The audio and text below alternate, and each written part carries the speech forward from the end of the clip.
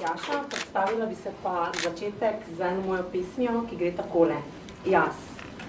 Pojem pesmi brez posluha, pišem stihe brez poduka, rišem slike kot pijana, plešem čar oči zagnana. In kdo mi pravi, kaj je prav? Ni človeka. Ni ga tukaj pa vse tja do Nazareta, ki bolje ve od mene, kar mi gre. To so moje zmage in uspehi in so zmote in napake. Ko probavam, se zabavam, ko ustvarjam, ponazarjam mojo dušo, moje vse, moje fantazije, sanje in moje upe, ki ne vleče v kalupe. To, kar zmorem, zmore vsak. Saj vsak zase vedno je junak, da le k sebi se spusti, najde vse, kar v njem tiči. In ta vse to sem jaz in vse to ste vi.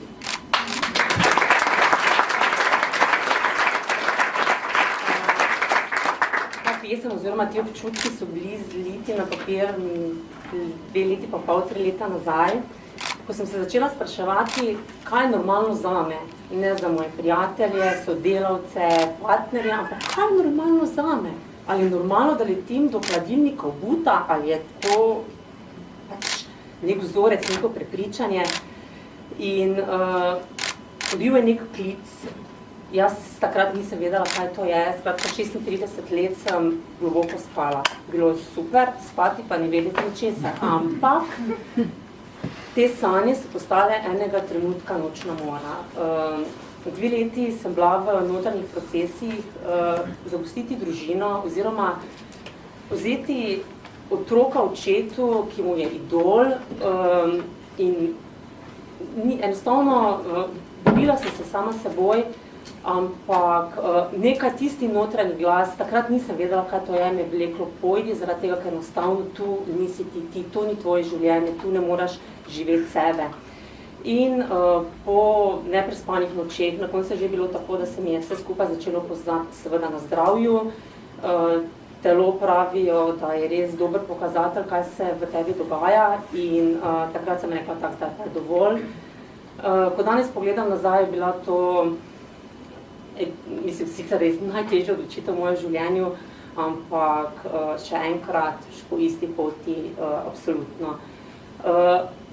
Nismo vzorec prave družine, ampak povezani bolj kot res kdorkoli, ker sva se z partnerjem bivšem odločila, da tudi če ne živimo skupaj, je bistvo to, da otroku dajemo zgled, kdo je mati in kdo je oče. In ponosna nase, ponosna na bivšega partnerja, ker pogledati iskrice v očeh sinu, ki je ravno tako rad pri meni in pri njemu, je v bistvu neponovljivo. Kaj me vse skupaj pripeljalo? Potem, ko sem dejansko naredila ta težek korak, sem seveda, kaj zdaj, iskala sebe, kak ne iščem, kdo sem jaz, kaj želim sploh v življenju početi. In sem, prva stvar, ki je bila, je, da sem izklopila televizijo in nehala gledati poročila. Prva stvar. Druga, absolutno velik okrog mimo ljudi, nergačev, jamračev, torej tisti, ki imajo veliko zapovedati o drugih, a zelo malo o sebi. Tu sem delala res velike loke, ampak kaj, seveda sama vseeno nisem mogla biti, želela sem družbo, želela sem podobno misleče, ne, in sem, ker so me vedno zanimale energije, to pomeni, vedela sem, da je nekaj več, kot smo mi tukaj v fizičnem telesu, sem seveda danes stric Google vse ve, ne, pogooglala in se začela udeleževati razne seminarje, delavnic, prihajala v stik z ljudmi, kateri so podobno misleči in dobila v bistvu nove prijatelje, novo družbo, kar me je dejansko dvigovalo, seveda, ker ko se enkrat razumta, rabiš nekaj, ne rabiš nekoga, ki te vleče dol, pa rabiš nekoga, ki te v bistvu spodbuja, ki ima enako razmišljanje kot ti. Absolutno sprejeti sama sebe, torej v vseh odtenkih, neprespane noči, jokala v eno, ampak enega trenutka sem dejansko ugotovila, ja, saj smo vsi se. In tukaj mi je zelo dobro pomagala zgodbica, katero sem enkrat prebrala in jo zelo rada sinu danes povem. In še bom jo z vami podelila. Vnuk in dedek se pogovarjata in pravi vnuk, dedku, veš, v notranjosti v sebi imamo 2 volkova, ki se bojujeta, ne? En predstavlja našo temno stran, ta jezen, sovražen, lažniju, drugi pa predstavlja našo temno, svetlo stran in je prijazen, ljubeč, sočustvuje, je resnicoljuben in ga vpraša vnuk, ja, dedek, kdo pa zmaga? Ne, kar pravi dedek sila preprosto, ne, tisti volk, ki ga hraniš. Najbolj ste že slišali tole zgodbo, ampak jaz mislim, da ima zelo močno sporočilo. Vsi smo vse, absolutno, in vsi moramo sprejeti vse delčke sebe, samo važno je, in tukaj imamo svobodno volje, da se odločimo, in če gledamo z distance nase, gore navzdol, ali bi se želeli spoznati? Ne, mislim, da tukaj je zelo dober odgovor, tako da se pa še danes zdaj jezno, še tudi da se zjočem, ampak je pa vedno teh stvari je pa vedno manj, zaradi tega, ker sem nekako ugotovila, da če si povezan sam s seboj, če izklopiš, če se odklopiš od tele negativne kolektivne zavesti, pa tudi negativne, ampak vseh vzor se prepričan pač ljudi, ki ti hočejo sicer pomagati, ampak si povezan sam s seboj v nekem svojem stebru, da takrat res lahko slišiš tale svoj notranji glas, svoj notranji občutek. In kot me je takrat pred 3 leti peljal dejansko iz naše družine, da sedaj ta občutek nosim s seboj in pomaga mi pa absolutno utihniti enkrat na dan, pa če še tako nekdo lahko, ne vem, marsikaj lahko preberemo o meditaciji, o vsem, ampak na meni resnično deluje, da utihnem enkrat na dan, vsaj enkrat na dan.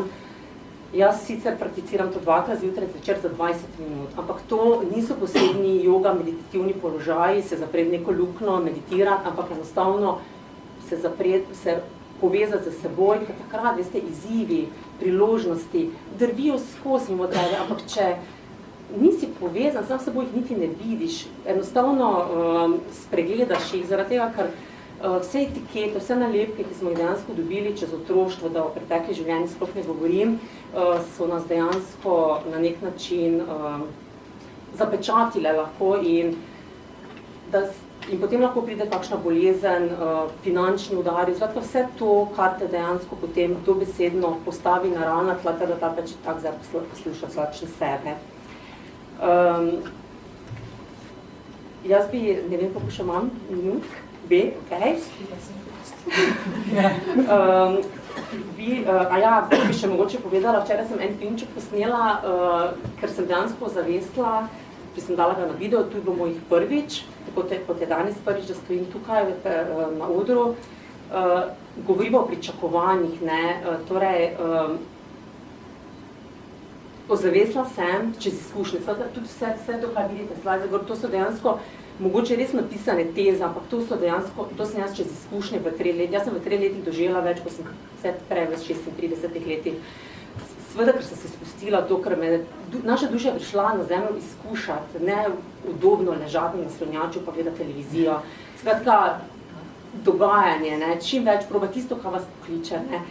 In tukaj sem povedala, da tole pričakovanje, ne, da sem včeraj filmček posnela biti brez pričakovanj. Jaz mislim, da je to že velika prednost, če to osvojimo, zaradi tega, ker ne pričakujemo ničesar od drugih in pričakovanja so namreč iluzija, ne, tisto, kar pričakujemo od neko, če se želim, da meni, ne vem, nekdo rožo prinese, pa je to v moji glavi, da je moja krivda, bom jaz razočarana, ker rožice nisem dobila, ne.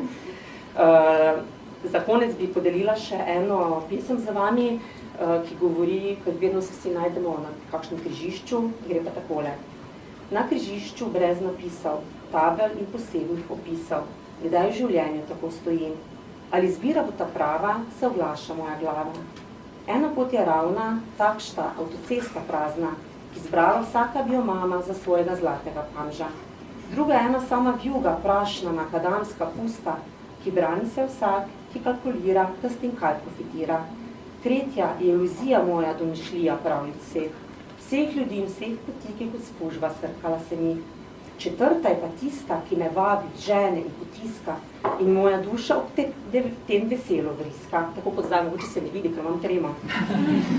Ko pogledam jo z distance, vidim, da je tole struga, ki med skalami se vjuga, veliko vode in zelenja, vmes tudi trnje in plevel, tudi plavati bo treba in iz blata se vleči ven. Ne glede na to, katero pot bi izbrala, zagotovo nazaj ne bi peljala. Vsaka je prava in je lahko razumska izbira, srčna pa samo tista, ob kateri ti notranje zadovoljstvo zavibrira.